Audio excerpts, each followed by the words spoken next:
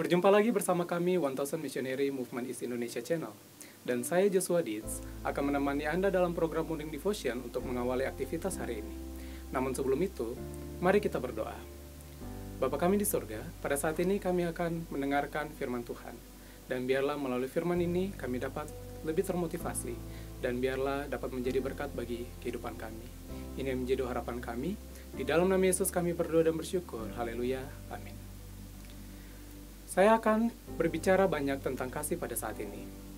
Setiap umat Kristen tentu saja sudah tahu mengenai apa itu kasih, karena kita sudah banyak diajarkan mengenai kasih.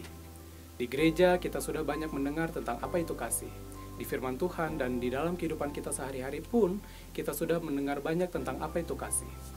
Dan berbicara tentang kasih itu sangatlah luas, apalagi jika kita ingin belajar mengenai kasih Allah. Dan bagaimana cara kita untuk mengetahui mengenai kasih Tuhan? Pertama, melalui alam. Pena inspirasi di dalam buku Kebahagiaan Sejati menyatakan bahwa alam dan wahyu menyaksikan kasih Allah. Kita dapat mengenal kasih Allah melalui ciptaannya yang begitu indah.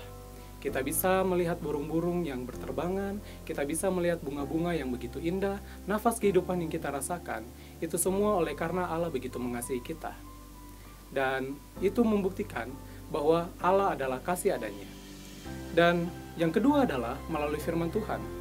Kita dapat melihat perwujudan kasih Tuhan yang terbesar kepada umat manusia melalui pernyataan firman Tuhan, yaitu di dalam Yohanes 3 ayat 16 mengatakan, "Karena begitu besar kasih Allah akan dunia ini, sehingga Ia telah mengurniakan Anak yang tunggal, supaya setiap orang yang percaya kepadanya tidak binasa, melainkan beroleh hidup yang kekal."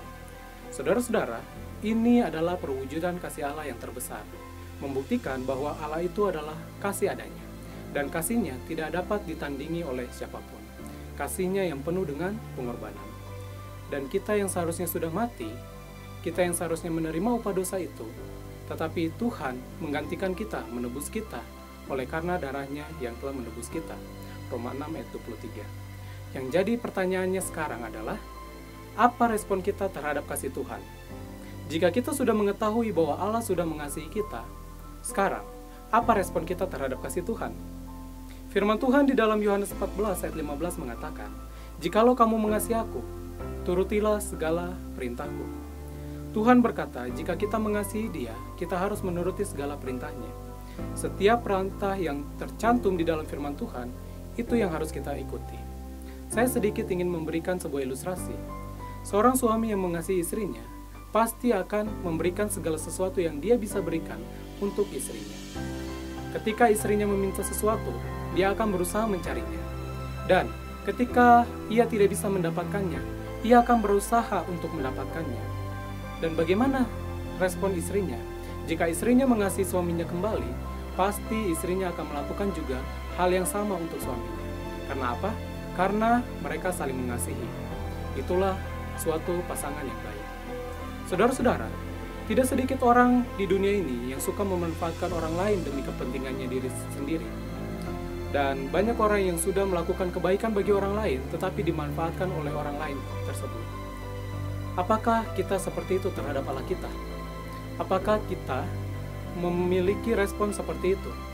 Ketika Allah sudah mengasihi kita, Allah sudah melakukan banyak kebaikan di dalam kehidupan kita, apakah kita hanya memanfaatkan kebaikan Allah bagi kita? Apakah kita tidak ingin mengasihinya kembali? Mari kita jawab itu di dalam diri kita masing-masing. Kembali ke ayat tadi. Jikalau kamu mengasihi aku, turutilah segala perintahku. Kata segala perintah itu berarti tidak ada satupun yang diabaikan. Setiap perintah yang terdapat di dalam firman Tuhan, itu harus dituruti. Hal ini seolah-olah mustahil untuk kita lakukan. Tetapi kita bisa belajar dari satu sosok yang pernah hidup di dunia ini, yaitu Yesus. Ketika Yesus hidup di dunia ini, dia hidup sebagai manusia, 100% manusia. Tetapi, dia hanya mengandalkan kekuatan yang berasal dari Bapa yang ada di surga. Sehingga dia tidak jatuh ke dalam dosa. Dan dia bisa hidup sempurna, dia bisa mempraktekkan kasih itu dengan baik. Saudara-saudara, Tuhan di dalam Yakobus 2 ayat 10 mengatakan, Sebab barang siapa menuruti seluruh hukum itu tetapi mengabaikan satu bagian daripadanya, ia bersalah terhadap semuanya. Saudara-saudara, Jika kita sudah menuruti 9 dari 10 hukum, atau kita sudah menuruti sebagian besar dari perintah Tuhan, tetapi kita hanya mengabaikan satu saja, maka semuanya sia-sia. Oleh sebab itu, sangat penting bagi kita untuk menuruti firman Tuhan secara keseluruhan. Seperti saya katakan tadi, mungkin ini adalah suatu hal yang mustahil, tetapi untuk menuruti firman Tuhan, untuk mempraktikkan kasih itu, kita bisa melakukannya dengan pertolongan Tuhan.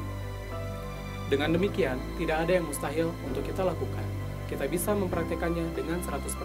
Jika kita benar-benar mengasihi Tuhan, maka kita akan menuruti segala perintahnya.